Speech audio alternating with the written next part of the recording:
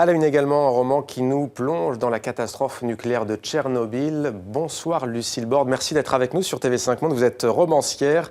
86, Année blanche, c'est le titre de votre nouveau roman. Il paraît aux éditions Liana Levy. Alors vous êtes partie sur les traces de 3 femmes qui se racontent sous le nuage radioactif. Il y a Lucie dans le sud de la France, une adolescente qui se demande si ce fameux nuage va passer ou non la frontière.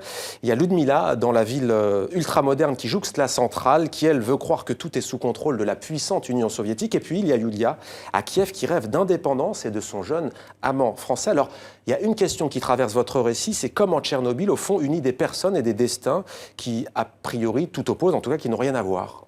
Oui, c'est ce qui m'intéressait en fait dans la catastrophe de Tchernobyl. C'était à quel point l'événement était inédit, impossible à circonscrire dans l'espace et dans le temps. Donc en choisissant ces 3 narratrices, je pouvais avoir 3 points de vue différents sur la catastrophe. Alors prenons Lucie, je le disais, adolescente. Elle se demande si ce nuage va arriver dans le sud de la France.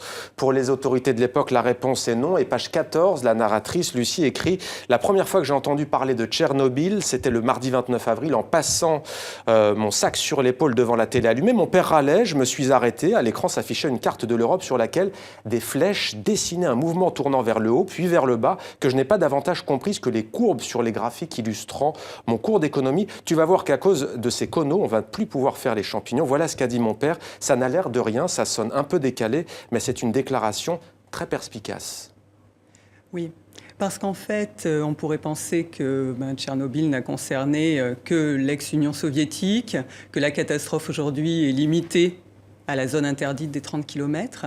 Mais non, le nuage ne s'est pas arrêté à la frontière. Et 30 ans après, on a toujours, dans le sud de la France et en Corse en particulier, des zones qui restent radioactives. Alors Lucie, au fond, c'est le personnage le plus éloigné des faits du site de l'accident nucléaire de Tchernobyl. On a presque le sentiment qu'elle est plus inquiète que les 2 autres personnages, Yulia et Ludmila. Oui, parce qu'elle sent, peut-être plus rapidement que les 2 Ukrainiennes, que tout n'est pas sous contrôle et que le discours qu'elle entend à la télévision est un discours mensonger ou qui porte une grande part de silence. Et c'est ce silence qui l'inquiète. Elle aimerait qu'on lui dise si c'est la fin du monde, et dans ce cas, ce qu'il faut faire. Et en Union soviétique, au contraire, tout est bien rodé. En tout cas, le discours laisse penser que tout est sous contrôle. Et les 2 narratrices, Yulia et Ludmila, ont envie d'y croire, au début en tout cas. Au-delà de l'histoire de ces 3 femmes dans cette catastrophe précise, on sent qu'il y a un moment crucial pour elles, bien entendu, mais aussi pour notre histoire, l'histoire avec un grand H. C'est un puissant marqueur temporel, selon vous, de l'histoire contemporaine de l'humanité, Tchernobyl ?